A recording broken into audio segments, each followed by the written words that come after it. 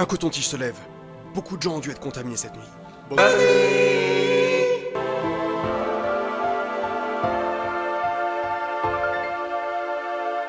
Chers amis juristoristes, bonjour. Et pour bien commencer cette nouvelle année, tu t'abonnes. Et surtout, nous allons aborder un sujet extrêmement léger, le ballon de baudruche. Non. Le torchon fait main avec amour. Non plus. Le chat. Non mec. Le chapeau. Et donc je disais, nous allons aborder un sujet extrêmement léger, la peine de mort. Si on reprend les notions précédentes que nous avons vues sur la création du droit pénal, vidéo qui apparaît là, ou là, ou là. Bon, en fait, je sais pas comment ça marche, donc on va dire que je vous le mets en description.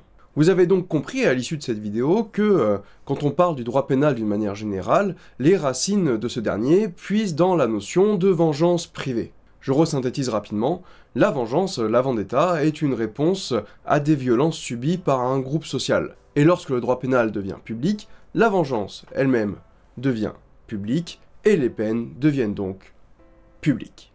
L'exemple que l'on va voir aujourd'hui, la peine de mort, est un rituel qui revêt un double caractère. On y retrouve en effet un caractère expiatoire, mais également un caractère d'exclusion. Alors pourquoi expiatoire? Tout simplement par la souffrance que le condamné va subir, il va expier ses fautes, ses péchés. Et en même temps, il va être exclu de la société des hommes, et étant donné qu'il est exclu de sa propre vie. Si l'on devait être un petit peu tatillon, on pourrait dire qu'en réalité, il existe deux formes de peine de mort. La peine de mort physique, bon ça va, je pense que vous visualisez assez facilement, et également à côté de celle-ci, la peine de mort dite civile. La peine de mort civile, de son côté, mais qui fera l'objet d'une autre vidéo, pour faire simple, c'est une forme d'exclusion de la société. C'est une condamnation que l'on retrouve notamment assez fréquemment dans les tribus germaniques. Un majeur, souvent majeur délinquant, condamné à cette peine, va être exclu de sa société, et il va donc être condamné à errer dans le monde, et ça tout seul. Alors évidemment, ça implique à moyen terme des chances de survie assez faibles, donc c'est une forme de peine de mort différée. C'est une logique qui repose sur le fait que la personne n'ayant pas respecté une loi, une règle fondamentale dans la société, n'a plus sa place au sein de cette société. Cette logique, on la retrouve dans le bannissement du Moyen-Âge, on la retrouve également chez les Romains avec l'exil, chez les Grecs avec la timia, et également dans le monde des sorciers lorsque tu fais une très grosse bêtise à l'école et que tu es condamné à vivre seul comme un paria pour le reste de ta vie. Et c'est également, dans une certaine mesure, ce que l'on retrouve dans la logique de l'excommunication. Mais bon, tout ça, on y reviendra plus tard. On va reprendre un peu ce qu'on a dit dans la vidéo précédente. Je vous ai expliqué qu'auparavant, à Rome, un délit, une infraction va être considérée comme une lésion dans les intérêts du groupe civique. C'est pour ça, dans le cadre de la peine de mort, qu'on va considérer que l'élimination du délinquant obéit à une nécessité de sauvegarde de l'ordre social. C'est une défense des intérêts du groupe civique. À Rome, si on regarde la période républicaine, on constate que la peine de mort est somme toute très peu appliquée. En réalité, son application augmente avec l'arrivée de l'Empire, et de toute façon, tout au long de l'histoire de Rome, on aperçoit qu'il y a une tendance à l'augmentation de la sévérité des peines. C'est durant cette période de l'Empire que la jurisprudence notamment, mais également la doctrine, va mettre le doigt sur le côté dissuasif de la peine de mort, et également sur son caractère expiatoire. La peine de mort doit servir non seulement à apaiser le trouble à l'ordre social, mais également à apaiser les parents des différentes victimes. C'est pour ça que si on prend l'exemple des bandits de grand chemin, leur crucifixion par exemple, revêt ce caractère expiatoire de deux manières différentes. Les délinquants expient leurs fautes par la souffrance et par la mort, et en même temps, leur exécution publique et le maintien des corps là où ils sont exécutés aident les parents à soulager leur douleur en voyant la punition publique. Cette peine de mort, on ne la retrouve pas que chez les Romains, on la trouve également dans les tribus germaniques. Ces tribus germaniques, elles vont sanctionner les personnes lors de crimes considérés comme graves. C'est le cas par exemple de la lâcheté au combat, de la trahison ou encore de la désertion.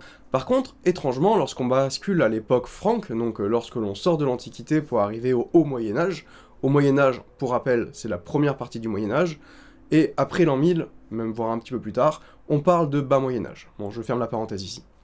on s'aperçoit que les lois franques sont finalement plus parcimonieuses avec l'utilisation de la peine de mort. Alors, là aussi, de gros guillemets, parce que, en fait, c'est moins utilisé pour les personnes libres. Pour les personnes non libres, c'est un peu plus compliqué. Ça repose sur un mécanisme qu'on appelle le Vergeld. Le Vergeld, W-E-R-G-E-L-D, donc Geld, Gold, vous reconnaîtrez. Le Vergeld, ce n'est jamais qu'une composition pécuniaire, c'est la possibilité pour les hommes libres de racheter leurs fautes avec de la moula. Et cette possibilité-là, eh bien, les hommes non libres, eh bien, ils ne l'ont pas. Le renforcement de cette condamnation, son application plus courante, on va dire, il faut attendre un peu de temps pour la revoir, et notamment la fin du VIe siècle avec le roi Childebert II, qui va utiliser cette sanction pour punir lors du crime en l'absence de toute forme de légitime défense, mais également en cas de rapt. Cette augmentation de la sévérité des peines, c'est également quelque chose qu'on va retrouver chez ses successeurs, et notamment avec Clotaire II, qui va étendre cette sanction lors des rapts des veuves qui s'étaient consacrées à Dieu, ou encore des rapts de vierges. À chaque société ses priorités. En revanche, avec l'avènement des Carolingiens et la volonté de restaurer et d'asseoir un état public fort, on va revoir une augmentation des peines corporelles, et avec ces peines corporelles, on va voir également une augmentation de l'utilisation de la peine de mort. Petite parenthèse à nouveau, j'évoque infraction, délit, crime de manière indifférente. La distinction que l'on fait aujourd'hui entre ces trois éléments-là ne fait aucun sens jusqu'à très récemment en fait. Donc en histoire du droit, on parle indifféremment d'infraction, de délit ou de crime pour qualifier un comportement de délinquance. Je ferme la parenthèse. Pour prendre en exemple l'augmentation de la sévérité des peines, on peut évoquer un capitulaire de Charles Martel de 744, donc alors maire du Palais, qui nous apprend que pour les brigands de grand chemin, à la première fois ils se feront attraper, eh bien ils perdront un œil, à la deuxième fois ils perdront le nez, qu'est-ce que t'en penses? Et à la troisième fois, cette fois-ci, ils mourront. Et oui, le retour au droit pénal public implique une force de dissuasion et d'exemplarité. C'est pour ces deux raisons que la peine capitale revient au sommet de ce que l'on appelle l'arsenal pénal. Donc c'est l'ensemble des peines pouvant être utilisées par les juges. Par contre, l'époque médiévale, c'est pas une époque où on s'enjaille avec des bains de sang. Enfin, de temps en temps peut-être un peu, mais globalement non. On ne condamne pas à mort à tout bout de champ pour un oui ou pour un non. C'est pas le but, hein, faut pas affaiblir les communautés. Donc, ce n'est pas quelque chose qui est employé de manière aussi courante que notre imaginaire voudrait bien nous le laisser croire. Et ça, c'est d'autant plus vrai avec, un peu après, l'apparition de ce qu'on appelle le mécanisme des rémissions. Mais j'en ferai aussi une vidéo un peu plus tard. C'est un mécanisme qui permet au roi de pardonner lors d'un crime, et qui va soit annuler la peine, mais qui va le plus souvent la commuer, c'est-à-dire la transformer en une peine moins sévère, juste en dessous généralement. La peine de mort, c'est avant tout la sanction de l'homicide, tout simplement parce que c'est son talion. Œil pour œil, dent pour dent, vie pour vie. Mais c'est également la sanction de d'autres types d'infractions. Par exemple le viol, l'avortement, l'infanticide, ou encore, je sais pas moi, les actes contre nature. C'est quoi? Contre nature, hein. Les modes d'exécution sont extrêmement variés, et de ce côté-là, il faut admettre le côté très créatif de nos aïeux. On a des exemples de personnes enterrées vivantes sous leurs victimes. Eh bah, des fois le Moyen-Âge c'était un peu funky, hein, n'est-ce pas? Bon.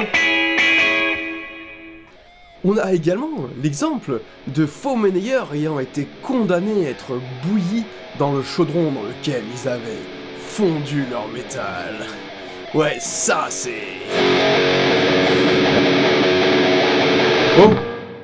Et évidemment, après, dans l'histoire plus récente, l'exemple de la guillotine, donc de la décapitation radicale, c'est-à-dire que là, le couperet tombe, et...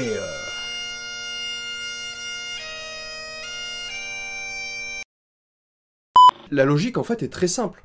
Tout acte répréhensible mérite une sanction proportionnée à sa faute et à ses circonstances. C'est un concept que l'on appelle la justice rétributive. Cette sanction a donc le devoir de punir le coupable, mais elle doit également marquer les esprits.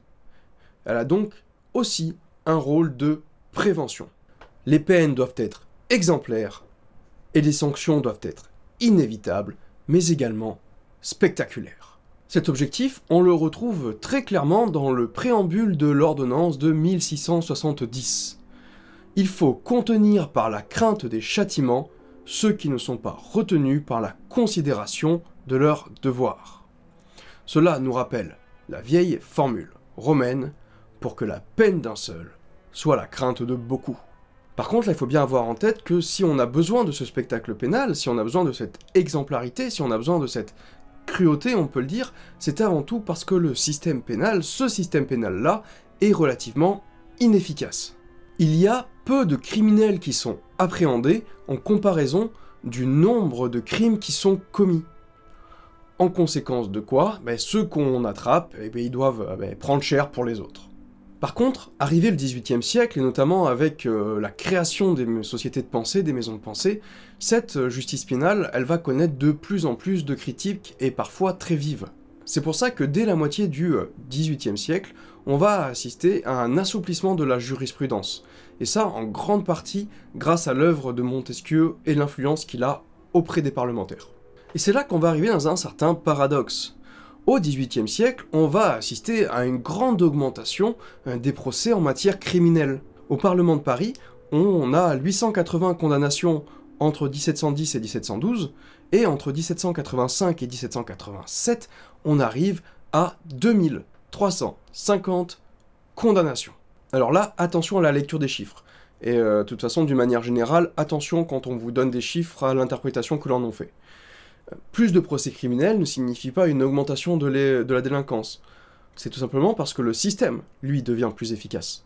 Et donc, on assiste à une réduction entre la criminalité réelle et la criminalité qui est réprimée. Et c'est notamment pour ça qu'on assiste à un adoucissement des peines. Comme elle était peu efficace, elle avait besoin d'exemplarité. Comme la justice devient plus efficace, eh bien, elle peut un peu redescendre le niveau. Si on prend l'exemple des acquittements vers la Bretagne, dans les années 1750, c'est un peu plus de 25% des décisions, alors que dans les 5 années qui précèdent la Révolution, on arrive à plus de 40% d'acquittements, ce qui est quand même radicalement différent. D'une manière générale, on assiste à un recul de la peine de mort, les juges lui préfèrent le bannissement, la peine des galères, le bagne, etc. Cette évolution, cette baisse de la peine de mort, on va la retrouver dans les années qui précèdent la Révolution.